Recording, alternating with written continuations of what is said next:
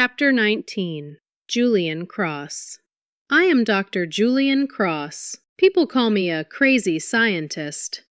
I hear it all the time. Sometimes they whisper it like an insult. Sometimes they say it like a warning. Sometimes they say it like they are secretly fascinated. I do not care. I love playing with the brain. Nana neurons. That is my music. That is my addiction. Yes, I am a neuroscientist, and I love to control them. Do you have any idea what I am doing right now? You will be shocked when you hear about my crazy experiment. I am working on exchanging personal identity from one body to another. Some people call it soul transfer in a spiritual way. They turn it into religion. They turn it into myths. They turn it into magic. They make it sound like a curse or a blessing. But I do it scientifically. Sounds crazy, right? That is why people call me Crazy Julian. The world hates smart people. They expect everyone to live under their control. They want you to sit inside their rules like a pet inside a cage.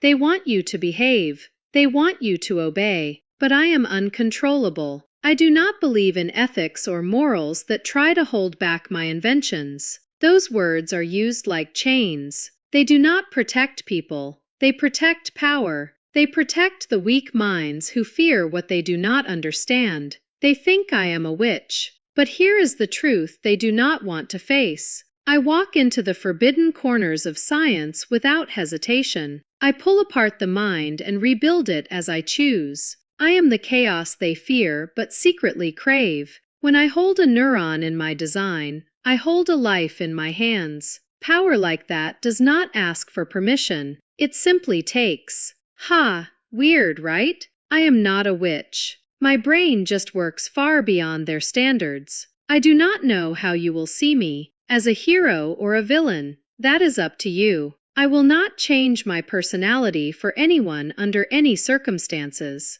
This is me, entirely me, a crazy, unstoppable scientist, Dr. Julian Cross. Oh, and most importantly, the romantic one too. Right now, I am observing the behavior difference between the mouse and the cat. It is crazy, right? The cat tries to hide in the corner of the glass box. The mouse tries to attack it. They are not aware of themselves. Yeah, it is working. My extraordinary invention. I watch them through the glass. The mouse is small but aggressive, moving with unnatural confidence. The cat is larger but confused, backing away like it does not understand its own strength. The roles are reversed. The instincts are twisted. People would call it impossible, but I see it. I created it. I look around my lab while watching them. This place is my world. It is not big, but every inch is packed with the tools I need.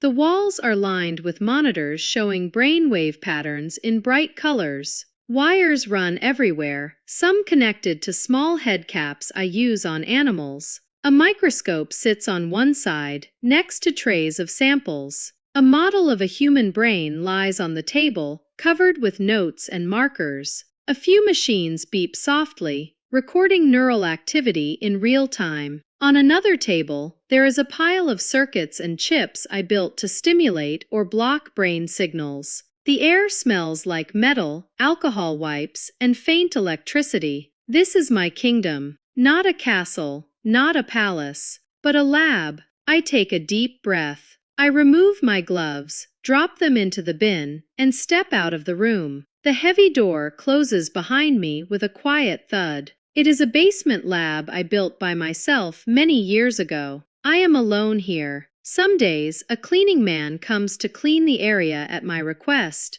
That is it. Other than that, I have no one around. I am the most wanted criminal on the government's list. They hunt me like I am a monster. I do not know why they are searching for extraordinary brains like me. I am not a terrorist. I am just a scientist, a neuroscientist. But they are afraid. They are afraid because what I do is real. Because if I can move identity, if I can exchange the self, then everything they built their control on becomes unstable. Their laws, their prisons, their punishments, their power, all of it becomes fragile. So, they call me dangerous. They call me insane. They call me a criminal. I built this house to hide. It is in the middle of the trees, so dense and quiet that no one passes by. The air outside smells like damp wood and rain. From the outside, it looks like an old abandoned cabin. Paint peeling, roof covered in leaves, windows dusty. But inside, it is modern and safe. The basement lab is hidden under a trapdoor that looks like old wooden flooring. No one would notice it unless they knew where to step. No one would guess the truth. The world sees an empty cabin. I see a fortress. I close the lab door and climb the stairs to reach the ground floor. My footsteps are slow, calm, controlled, and yet, I feel nothing nowadays. Not like before. Not like when she was here. Missing my love has turned my chest into a quiet battlefield. I do not show it. I do not speak about it to anyone. There is no one to speak to anyway, but the ache is there. I reach the living room. There is a large mirror on the wall. I remove my shirt and look at myself. I am nearly 45 years old, but I still look like I am in my 30s. My body is strong. My face still carries that sharpness people notice. I am an attractive man, and I know it, but none of it matters, because the only person I want to see me is not here. My eyes move to the photo hanging on the wall. A romantic photo, a kissing photo. It is me and her. I stare at her face like it is the only real thing in this entire house. I murmur her name, Nata. The way I pronounce her name feels soulful, like it means more than it should. Yes, she is my Nata. Sometimes I make bad decisions in my life. This was one of them. I still ask myself why I let her go. I still replay it like a scene I cannot stop watching. And now I feel all the pain alone. She is carrying my baby. When I think about that, my heart tightens in a way that feels almost humiliating. It makes me angry at myself, and it makes me soft at the same time. I miss her so much, my Nata. I take a deep breath and open the front door. Cool air brushes against my face. It is fall, my favorite season. The trees are dressed in orange, red, and gold. Leaves scatter across the ground like the earth is wearing fire. Fall is beautiful, but it is also gentle and sad. Leaves let go, yet they color the world before they fall. My love for Nata feels the same, full of beauty, even in the quiet ache of missing her. Tiny mice run across the yard, quick and curious, part of the little tests I run as a neuroscientist. Their small movements remind me of how life is built from tiny, mysterious signals. So fragile, yet so full of meaning. I stand there for a moment, letting the air fill my lungs. Then my eyes travel across the yard, and they stop. The stone bench. It sits under a tree, quiet and still, like it has been waiting longer than I have. I always wonder who built this here. That bench reminds me of my Nata.